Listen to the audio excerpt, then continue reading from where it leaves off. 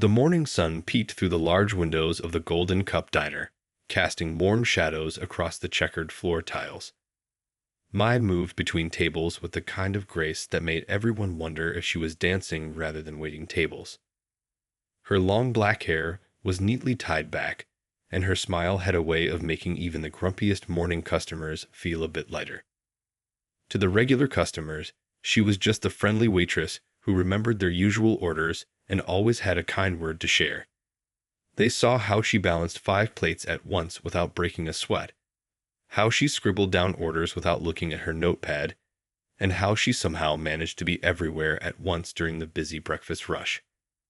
But none of them knew that those hands that poured their coffee and served their pancakes once danced across piano keys in grand concert halls. 10 years ago, Mai had been on track to become one of the most promising pianists at the prestigious National Music Conservatory. Her teachers had called her a prodigy, someone who could make the piano sing in ways that brought tears to people's eyes. Life, however, had other plans. One phone call changed everything.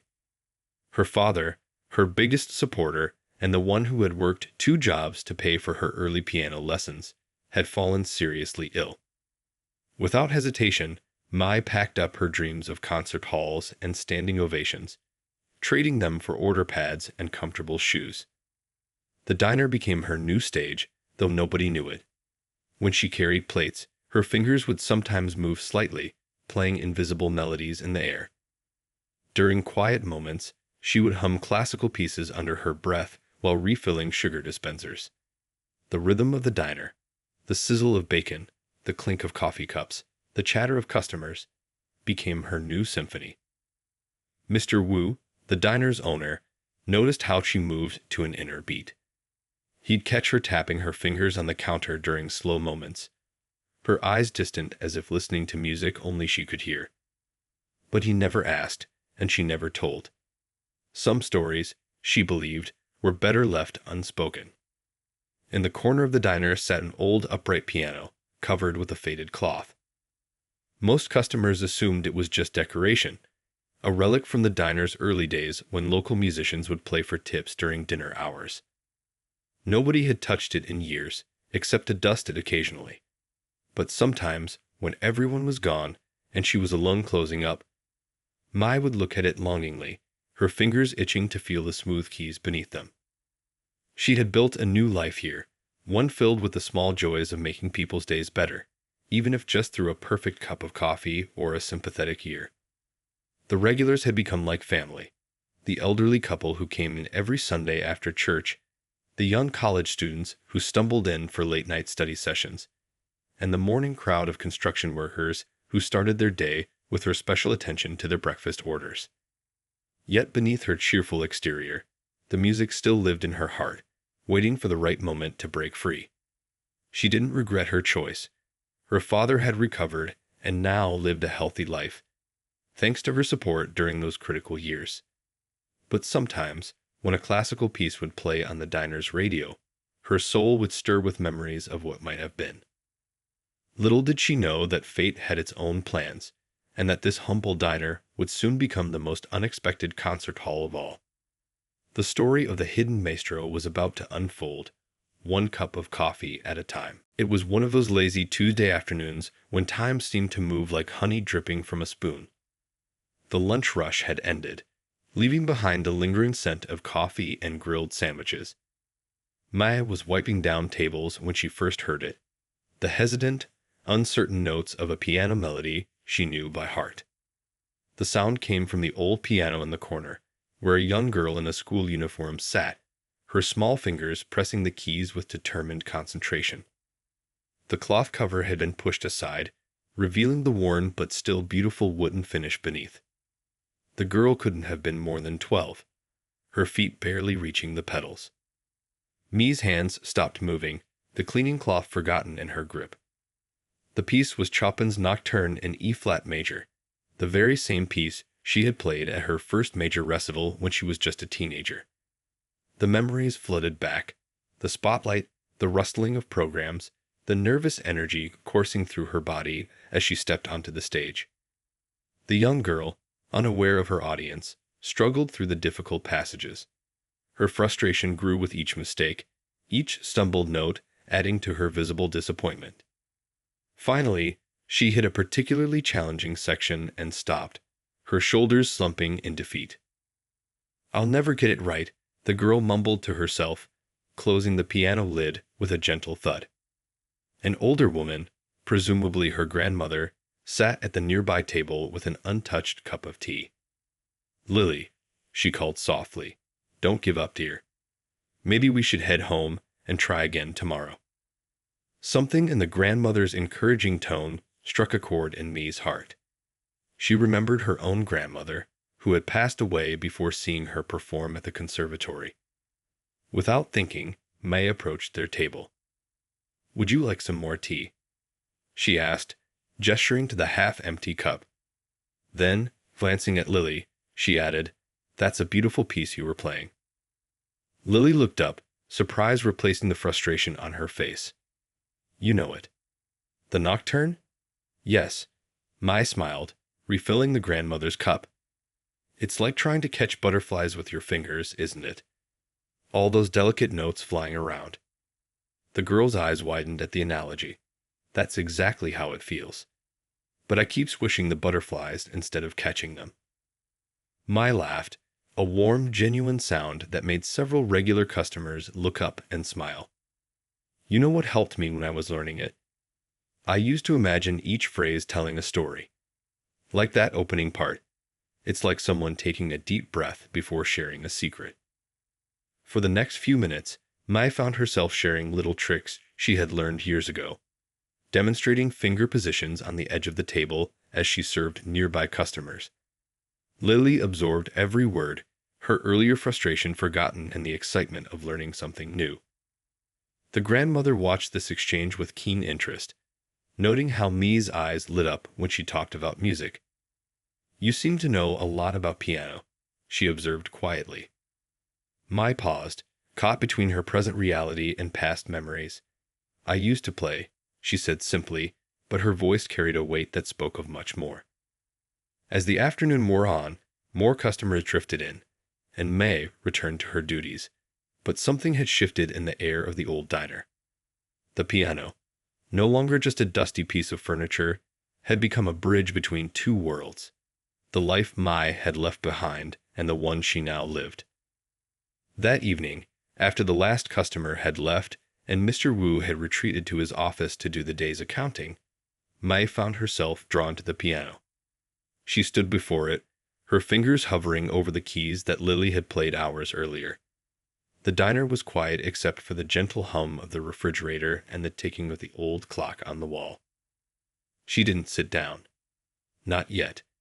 But for the first time in years, she felt the music stirring inside her, like a long-dormant seed finally feeling the warmth of spring.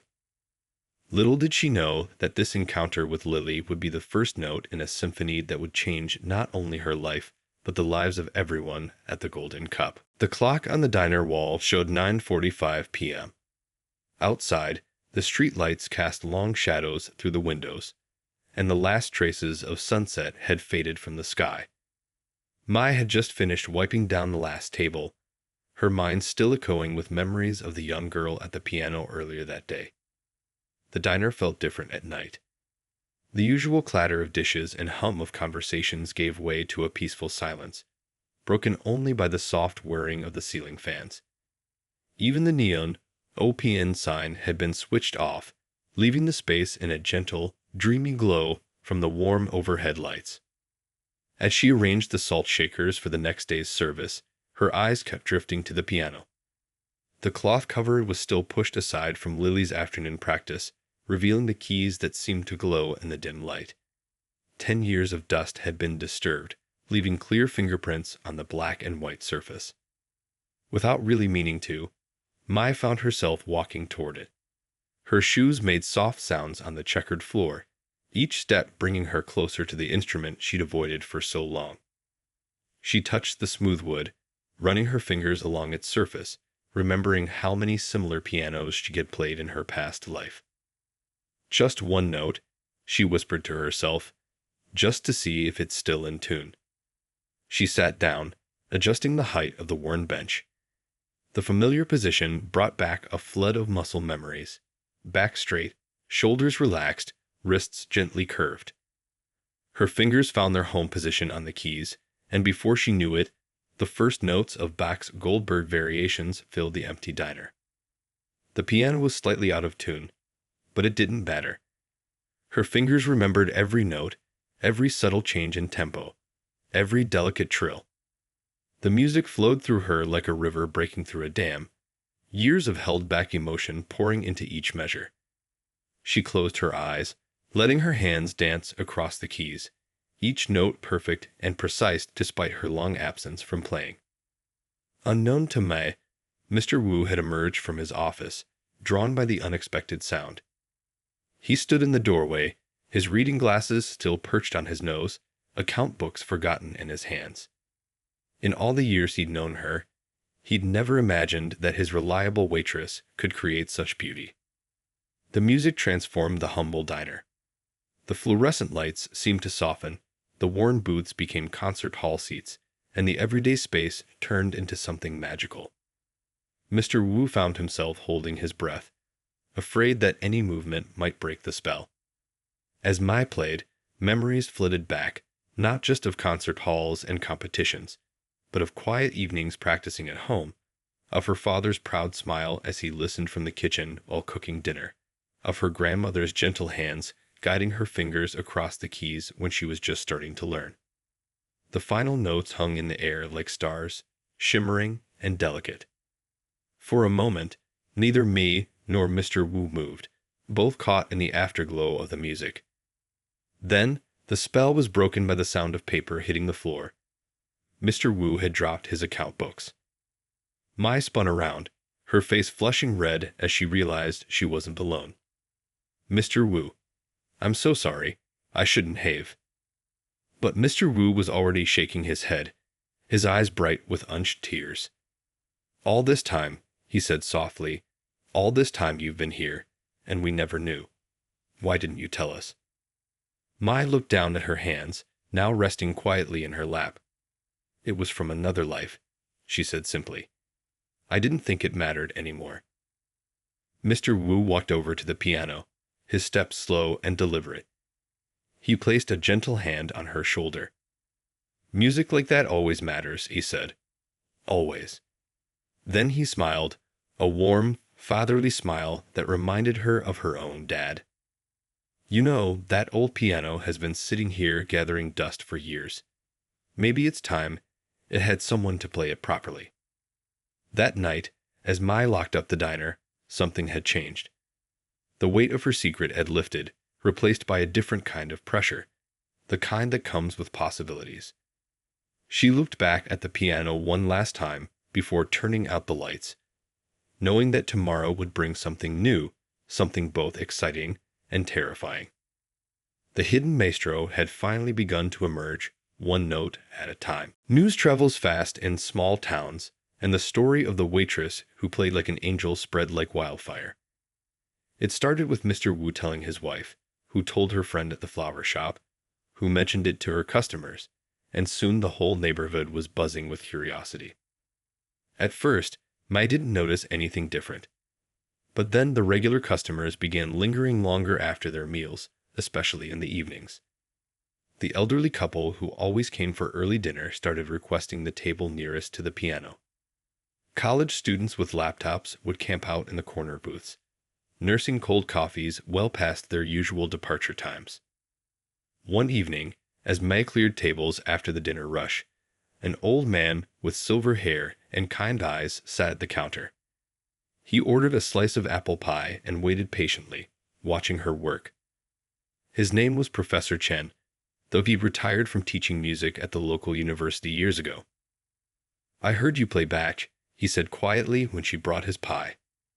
My wife and I were walking past the diner last week. The Goldberg variations, if I'm not mistaken. Mai nearly dropped the coffee pot she was holding. You heard that? The professor nodded, his eyes twinkling. Through these very windows, we stood outside for 20 minutes, despite the cold. My wife said it reminded her of Glenn Gould's recordings, the clarity, the precision, but with something else, something uniquely yours. Other customers began to lean in, listening to their conversation. The usual diner chatter softened as people tried to catch every word. That was a long time ago, Mai said softly, busying herself with wiping the already clean counter. I'm just a waitress now. The professor took a bite of his pie, chewed thoughtfully, then said, You know, Beethoven once said music is like a wine that fills the cup of silence. Whether it's played in Carnegie Hall or a small-town diner doesn't change its beauty. By now, the entire diner had gone quiet. Even the sizzle of the grill seemed muted, as if the kitchen itself was listening. Play something for us, called out a voice from one of the booths. It was Mrs. Lee, who came in every Thursday for the meatloaf special. Other voices joined in, gentle but eager with encouragement. Mai looked at Mr. Wu, who stood in the kitchen doorway. He gave her a small nod and a warm smile. Her hands trembled slightly as she untied her apron. The walk to the piano felt both endless and too short. As she sat down, adjusting the bench just so, the entire diner held its breath. This time, she chose Chopin's Raindrop Prelude. The gentle, repeating notes filled the space like soft rainfall, building gradually into a storm of emotion before returning to its peaceful beginning. When she finished, there was a moment of perfect silence before the diner erupted in applause. Same time tomorrow. Someone called out, and others quickly agreed. And just like that, the Golden Cup gained a new tradition. Every evening at 8:30, Mai would take a break from waiting tables to play for 30 minutes. Mr. Wu rearranged the dinner schedule to make it work, and even had the piano tuned properly for the first time in decades. The crowds grew larger each week. People would call ahead to reserve tables for the concert dinner. Local music students began showing up with their sheet music, hoping to catch Mai during quiet afternoons for advice. Professor Chen became a regular, often bringing fellow retired musicians who would sit for hours discussing compositions and techniques with Mai between her serving duties. But it was more than just music filling the diner now. It was hope. People came not just to eat or listen, but to be part of something special. They watched Mai move between tables with the same grace she showed at the piano, and they saw how someone could hold two worlds together with dignity and joy. The young girl, Lily, started coming more often with her grandmother, practicing on the piano during quiet afternoons. Sometimes, customers would catch Mai giving her gentle tips between orders, showing her how to shape a phrase or capture the emotion of a piece. The diner had become more than just a place to eat. It had become a place where dreams could wake up after a long sleep. The autumn evening was growing chilly as Mai sat with Professor Chen at one of the corner tables after closing time. Steam rose from their teacups, and the streetlights outside cast long shadows through the windows. The dinner rush had ended hours ago, but tonight, something kept Mai from her usual quick departure. Tell me about the day you left the conservatory, Professor Chen said gently, watching as Mai traced the rim of her cup with her finger. The question hung in the air like a suspended note. Mai had avoided talking about it for so long that the words felt strange in her mouth. It was raining, she began slowly. I had just finished practicing for my upcoming recital when I got the call about Dad. She paused, remembering that day with crystal clarity. The doctors said he needed immediate surgery and months of rehabilitation. Mom had passed away years before, and there was no one else to help. Her voice grew quieter. I packed my bags that night. Professor Chen nodded, understanding in his eyes. And your teachers? What did they say? A small smile crossed Mi's face. They thought I was throwing my life away. Maybe I was, but you know what's funny? The day I traded my concert dress for this waitress uniform, I felt relief, like I could finally breathe. She stood up and walked to the piano, running her fingers along its wooden surface. Everyone saw it as a choice between music and family, but it wasn't that simple. Dad had worked so hard to give me music lessons when I was little. He'd skip lunch to save money for my first piano. How could I choose between the gift and the giver? The old professor joined her at the piano. And now, do you regret it? Mai sat at the bench, playing a soft, simple melody, the first song she'd ever learned. Dad recovered. He's healthy now, living his life. And I'm here, serving coffee and playing music in a diner. She laughed softly. It's not the life I planned, but maybe it's the one I needed. You know, Professor Chen said thoughtfully, some of the world's most beautiful gardens grow in unexpected places. Between sidewalk cracks, on old walls. Nature doesn't care about the venue, only the growing. Just then, they heard a knock at the diner's door. It was Lily and her grandmother, looking apologetic for the late visit. Mai let them in, concerned. I'm sorry, Lily's grandmother said, but she has her first recital tomorrow, and she's terrified. She begged me to come here. Lily stood there in her pajamas under her coat, clutching her sheet music. I keep messing up the middle part, she whispered, eyes down. Mai looked at Mr. Wu's office, where light still shone under the door, then at Professor Chen. Both nodded encouragingly. Come here, Mai said, patting the piano bench.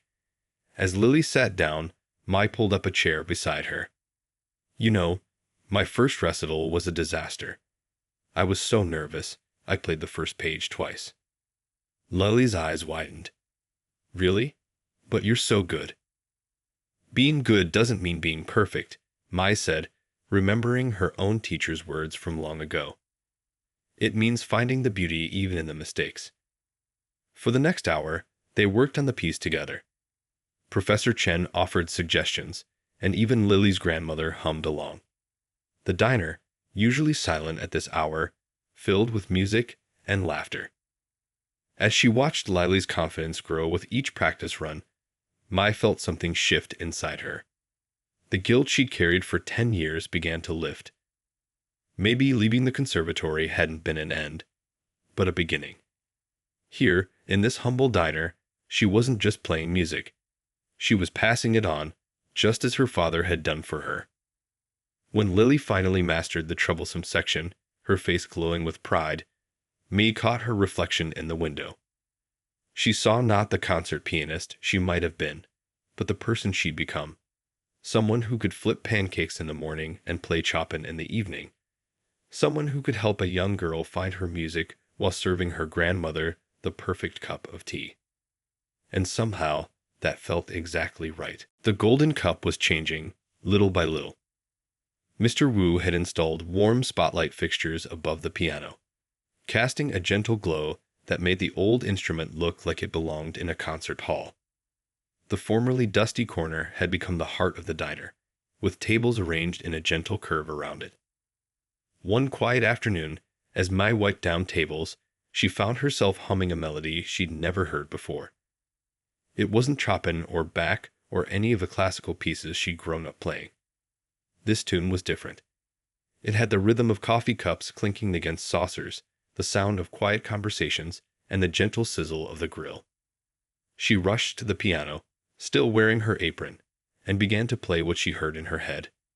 The melody flowed from her fingers, a song that told the story of this place she'd come to love. In the middle of a phrase, she heard the bell above the door chime as someone walked in. Don't stop, called Mr. Wu from the kitchen. That's beautiful. What is it? Mai felt her cheeks warm. I'm not sure. It just came to me.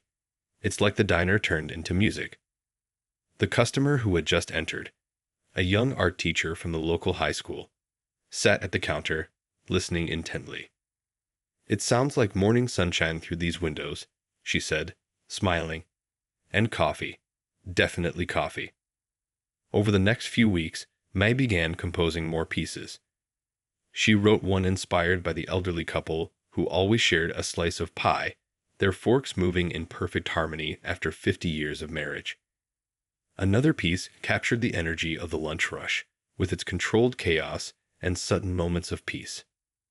Word spread about the waitress who not only played classical masterpieces, but created her own music. People would request her coffee steam waltz or the Early Bird Symphony, names given by the regulars who felt like they were part of the music themselves. Professor Chen helped her write down her compositions, though Mai insisted they weren't proper classical pieces. "They're just diner music," she'd say. "All music is just music," he'd reply, his eyes twinkling. Batch wrote about his daily life too, you know. He just didn't have the benefit of a good cup of coffee to inspire him. The local paper ran a small story about the diner and its musical waitress. They took photos of Mai in her uniform at the piano, which felt more honest than any concert photo she posed for in her youth. The reporter asked why she played in a diner instead of a concert hall. "Because life happens in diners," she answered simply. "People fall in love here. They celebrate birthdays. They comfort each other through hard times. They have first dates and last conversations. Every day, I get to be part of their stories. The music just makes those moments a little more special." Mr. Wu surprised everyone by hiring another waitress to help during May's evening performances, which had become longer and more regular. The new girl, a college student, would often hum along as she served, adding another layer to the diner's symphony. One evening, as the sun set and the dinner crowd settled in, Mai premiered a new piece. She called it The Golden Cup Suite, a collection of all the little songs she'd written about the diner and its people. The regulars could pick out their own stories in the music. The morning crowd heard their coffee orders in the quick, energetic opening. The lunch rush recognized their hurried rhythms in the meal section. And the evening regulars smiled at the peaceful, gentle ending. As she played the final notes, May realized something important. In all her years of classical training, she'd learned to play other people's stories perfectly. But here, in this humble diner, she'd finally found her own voice. The music she created wasn't just notes on a page. It was the sound of real life, with all its beautiful imperfections and unexpected harmonies. The diner had become more than just a place to eat or listen to music. It had become a place where ordinary moments turned into art, where a simple cup of coffee could inspire a symphony, and where everyone, from the rushed businessman to the dreamy teenager, could find their own story in the music. The morning of the benefit concert dawned bright and clear. Hand-drawn posters covered the diner's windows. "Music for our future. A special evening at the Golden Cup." Inside, Mr. Wu and a group of volunteers arranged chairs in neat rows, transforming the familiar space into an intimate concert venue. Mai stood in the kitchen, still in her waitress uniform, peeking through the serving window at the growing crowd outside. Her father had arrived early, helping to set up chairs despite her protests that he should rest. He looked healthier than ever, his eyes bright with excitement as he chatted with the regulars who had become like family over the years. "You're wearing that for the concert?" asked Lily, who had appointed herself as May's unofficial assistant for the event. She was carrying a stack of programs that Professor Chen had helped design. Mai smoothed down her apron. "It's who I am," she said simply. "A waitress who plays piano." The benefit concert had been Mai's idea. After seeing how music had transformed the diner, she wanted to help bring music education to local schools. The ticket price was simple: whatever people could afford to give, plus any extra donations for the cause. By 6 o'clock, the diner was packed. Regular customers sat shoulder to shoulder with music teachers, local business owners, and families. The old couple who always shared pie now shared a folding chair, refusing to be separated. College students perched on the counter, their laptops forgotten for once. Lily's grandmother had brought her entire senior citizens group. Professor Chen sat with a group of his former students who had spread the word through social media. Even the local news had sent a small crew, their camera set up discreetly in the corner. Mr. Wu stepped up to the piano, clearing his throat nervously. "Welcome to the Golden Cup," he began, his voice warm with pride. 10 years ago, a young woman walked in looking for a job. Today, she's going to show you why this isn't just a diner. It's a place where dreams come home. Mai walked to the piano, the same path she'd taken thousands of times while serving customers. The room fell silent except for the gentle hum of the coffee machines. She had insisted they stay on. This was still a diner, after all. She began with her own composition, the Golden Cup Suite, but tonight it had a new final movement. As she played, photos started appearing on the wall behind her, projected images showing music classes in local schools, children learning instruments, the diner's piano being used for lessons. This was what the benefit concert would support, bringing music back to schools that had lost their funding, creating scholarships for students like Lily, and keeping the diner's unofficial music program running. The evening flowed like a perfect cup of coffee, warm, comforting, with moments of brightness that made everyone smile. Lily performed the piece she'd struggled with months ago, now playing with confidence. Some of Professor Chen's former students performed, and even Mr. Wu surprised everyone by singing a traditional song from his childhood. For the finale, May played the Chopin piece that had started it all, the one she'd heard Lily practicing that fateful afternoon. But this time, she wove in themes from her diner music, creating a bridge between her classical training and her new life. As the last notes faded, her father was the first to stand, tears streaming down his face. The applause that followed wasn't polite concert hall clapping. It was the sound of a community celebrating one of their own. Later that night, after the crowds had gone and the chairs were stacked away, Mai sat at the piano one last time. Mr. Wu was counting the donations in his office, occasionally calling out excitedly as the total grew. The diner would help fund music programs in 3 local schools. Her father brought her a cup of coffee. He still remembered exactly how she liked it. "Are you happy?" he asked softly, sitting beside her on the bench. Mai looked around the diner, at the worn tiles that had cushioned her steps for 10 years, at the piano that had helped her find her voice again, at the counter where she'd served countless cups of coffee and somehow found her true calling. "You know what, Dad? I really am." She played a few quiet notes, a new melody already forming in her mind. Tomorrow, she would serve breakfast to her regular customers. Some would ask about the concert, others would request their favorite songs for the evening performance. Life would go on, a beautiful mix of coffee, music, and simple dreams coming true. And that was the most perfect ending she could imagine.